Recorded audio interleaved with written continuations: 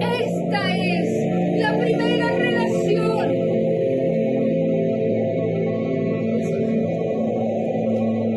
El primer discurso de la nación quichua.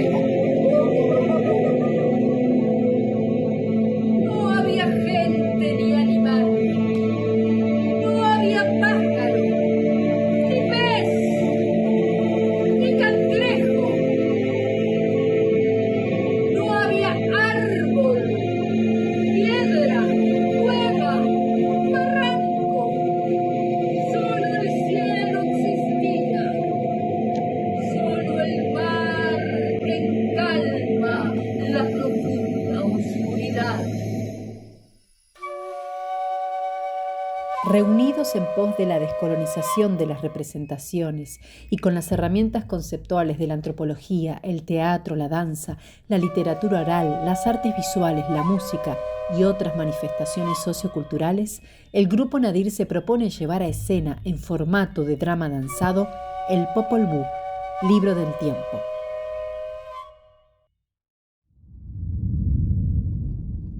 Se trata de un libro ancestral sobre la cosmogonía de la cultura de los maya quichés de Guatemala. El proyecto es una versión libre de la adaptación de Adolfo Colombres, a la cual se suma la música de la Orquesta de Instrumentos Musicales Autóctonos y Nuevas Tecnologías de la Universidad Nacional 3 de Febrero.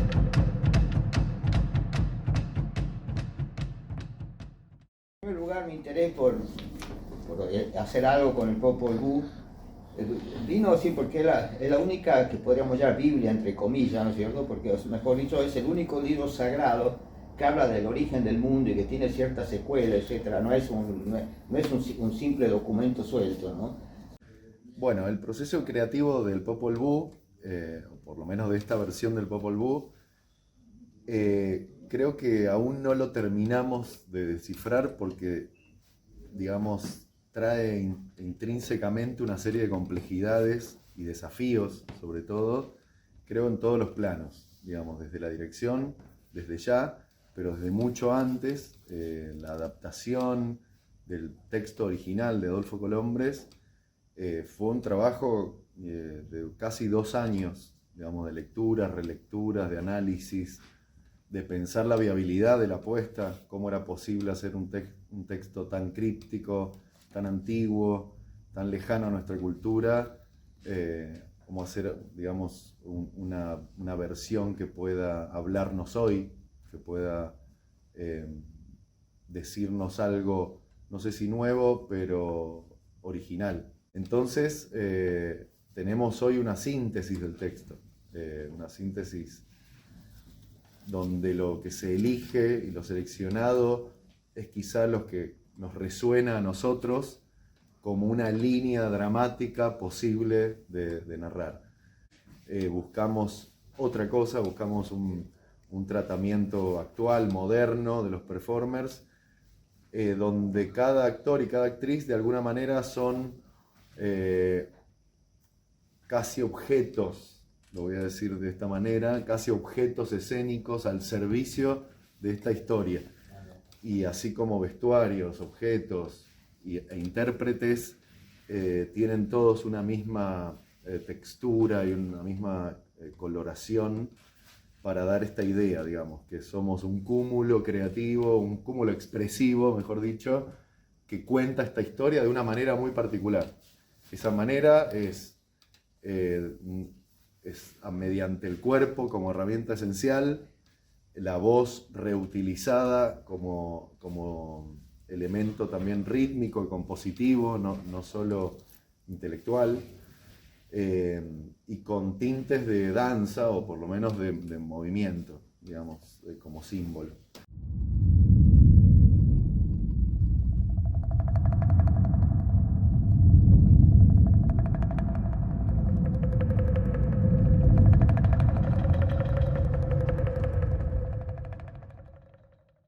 ¿Por qué el Popol Vuh hoy en la actualidad? Umberto Eco dijo que en las escuelas europeas debería ser obligatorio estudiar la Biblia, no por catequesis, sino para entender la cultura europea. ¿Qué significa eso? Las culturas tienen, por lo general, textos sagrados que constituyen algo así como el universo simbólico desde el cual después van a partir modos de habitar, modos de pensar, modos de relacionarse, modos de organizarse, modos de hablar y modos de hacer arte. Descolonizar el imaginario europeo en América implica buscar textos que sean fundacionales de las tradiciones americanas. Esas antiguas tradiciones que todavía hoy siguen vivas, de manera fragmentaria, y una de esas grandes tradiciones es la mesoamericana, que tiene en su raíz este relato increíblemente complejo que es el Popol o Popol Vuh, ¿no? El libro de las tradiciones, o el libro del tiempo, o el libro del consejo, como se lo conoce. El intento de traer el Popol Vuh a la forma y a la representación actual, al teatro actual, a la música contemporánea, a lo contemporáneo en general, tiene que ver con la posibilidad de renovar imaginarios americanos para usarlos en la construcción de un mundo descolonizado. Entonces, las tradiciones, si no se renuevan, mueren, son piezas de museo. Y el Popol Vuh, para nosotros, para nosotras y nosotres, para todo el grupo que está involucrado en este proyecto, es un texto, es un relato, una narración que nos podría llegar a permitir levantar estos imaginarios desde el lugar contemporáneo. El desafío de la puesta de esta versión de Popol Vuh es la historia que cuenta. O sea, hay que construir una realidad representada que no tiene nada que ver con la experiencia cotidiana. Entonces, la construcción de esos cuerpos y de ese movimiento, si lo hay, también tiene que ser algo que no se vincule al realismo o a lo que vivimos todos los días. Porque los personajes son propios de una historia mítica, de una historia vinculada al mundo maya.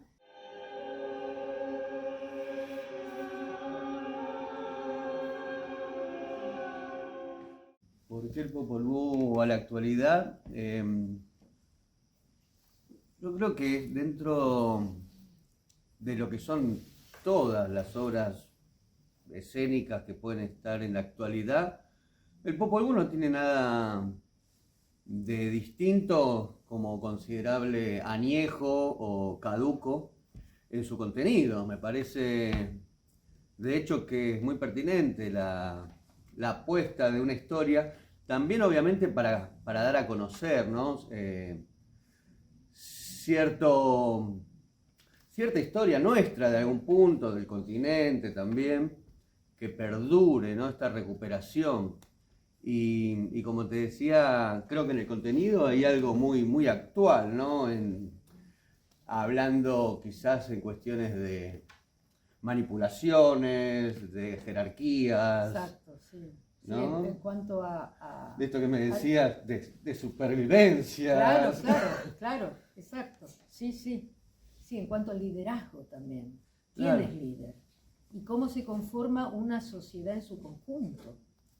Bueno, los desafíos creativos, el trabajo de la música, de la creación de la música de esta obra, bueno, primero fue una nueva herramienta para mí, que es, estoy trabajando con fragmentos de obras, en este caso de la orquesta de la UNTREF, entonces empezar a aprender a editar para poder componer, ¿no? En eso me ayudó un compañero, algunos compañeros me fueron dando clase, me tuvieron alguna paciencia y ahora ya bueno, me estoy pudiendo desarrollar solo. Entonces diría que el primer desafío fue técnico, en ese sentido. Y luego también de conocer las obras como para poder empezar a fragmentarlas, digamos, ¿no? Y componer con esas partes algo distinto. A ver, ese es el silencio Sí, que a hay. ver, tiene una pequeña pausita ahora. No veo. importa, porque eso después lo corregimos. Y. Sí, yo lo puedo largar cuando él se para. ¿Cómo es tu movimiento? Cuando pasa por arriba. Claro. por ejemplo, si vos estás acá abajo antes, ¿cómo quedás el último zancudo? Y él Sí, encima que quedás ahí. Si él hace... Con esa parte es algo distinto. Y los desafíos como intérprete creo que tienen que ver con el lenguaje que estamos utilizando, ¿no? Con el lenguaje y también con el material, que llama a un lenguaje distinto, porque es un lenguaje distinto, es, bueno, yo diría que va por ahí, por el tratamiento que se le está dando a una obra que de otra manera no sé cómo se haría. No es cierto que morí en Xibalbá. Si los señores les preguntan sobre qué hacer con mis huesos, díganles que no los arrojen a un barranco, porque así resucitaré. Está bueno. El proceso creativo del Popol Vuh empezó siendo muchas reuniones, muchas charlas durante muchísimo tiempo antes de empezar a ensayar. Entonces se trabajó mucho desde el punto de vista conceptual. Una de las primeras cosas que se acordaron fue el tratar de no hacer apropiacionismo cultural, que es a donde más fácil uno puede caer hablando de este libro tan antiguo y de la cultura quiché, ¿no? Y de los mayas. Entonces, lograr ese no apropiacionismo fue todo un trabajo y llevarlo hacia un punto de vista de una estética, podríamos decir, más contemporánea. Pero como capucha medio oruga, no capuchita, sí. Como que se vea tipo oruga, sí, que les deje solo la cara. Los mamelucos ya van a tener una capucha así. Pero por ahí la podemos extender. Pero la podemos externar, claro, le podemos agregar como... Cuando yo me ingresé como en posteriori y a esta estética contemporánea, uno de los factores fue sumarle los materiales urbanos. Entonces, ¿de qué manera? O sea, fuimos llegando por ideas, por imágenes, a trabajar una estética textil. En esto textil, que podría ser la punta de esta línea estética, lo urbano, los materiales urbanos. Entonces, cómo se van a ir conjugando, cómo se van a ir enhebrando, es como el desafío. En cuanto a estos vestuarios y la escenografía y todo lo que va a ir vistiendo, digamos, y este encuentro. Una de las cosas que pensamos es no usar color, para que el color no dé la luz. Entonces es un desafío porque casi todos los vestuarios suelen tener en los diferentes personajes variantes de color. Y bueno, nos propusimos trabajar todo con materiales distintos, que como decíamos, materiales textiles, de reciclado urbano, plástico también vamos a usar, polietileno, trabajar un poco este concepto de la reutilización de materiales que nos interesa. Nos interesa también del collage, claro. Hay una cosa de coser de las partes, de unir estas texturas que van a ir como vistiendo tanto a las personas como al espacio. Y estos vestuarios como si fueran prótesis del cuerpo, prótesis, escudos. ¿No? Hay algo también, llamamos los títeres, como que trabajamos el tema de la manipulación de esta materia, de este efecto, que está todo sucediendo ahora en los ensayos, entonces son cosas que se van como un efecto dominó, van tomando forma en la medida que van surgiendo las imágenes.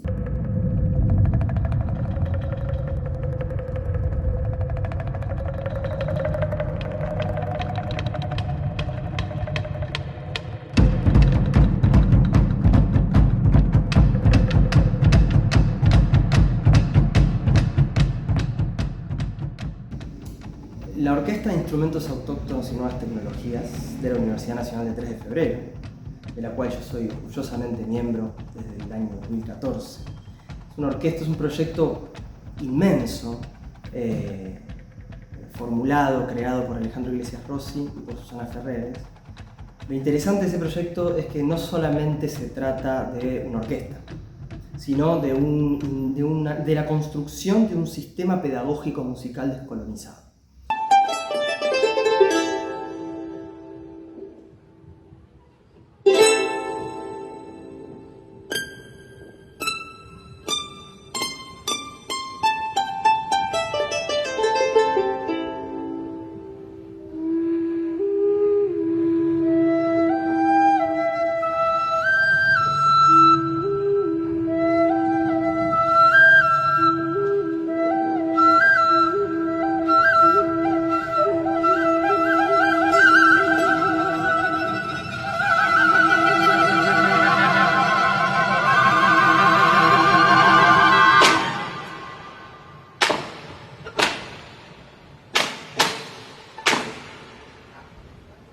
pensar la música de otra manera, construir la música de otra manera, utilizar instrumentos que quizás hoy existen atrás de vitrinas en los museos y usarlos para hacer música contemporánea, hoy. Es decir, darle a la organología americana, a las tradiciones sonoras americanas, la misma potencialidad creativa que tienen los instrumentos de otros lugares del mundo. Como el Popol Vuh es un drama danzado, no es solamente una obra de teatro, es decir, se lo representa tradicionalmente como un drama danzado, era muy importante encontrar alguna representación o alguna sonorización que estuviera un poco en la misma línea ideológica y en la misma línea creativa que el grupo que está haciendo el Popol Vuh, es decir, intentando traer al presente tradiciones muy antiguas de la América profunda. ¿Por qué ¿Por qué hacer hoy el Popol Vuh? Creo que para que persista también, para que persista ese relato, ¿no? Como tantos relatos que traemos de tantas culturas y cuentos y demás, es que ese también persista, que es uno muy particular, como cada uno, digo, con una cosa muy única, que está bueno que la sigamos escuchando. No dejar estancarse, no dejar morir estos textos que por más que no los podamos decodificar quizás con el sentido que le habrán dado sus autores originales, como cualquier texto cosmogónico y mítico, tiene la posibilidad de reinterpretarse y releerse para siempre, creo.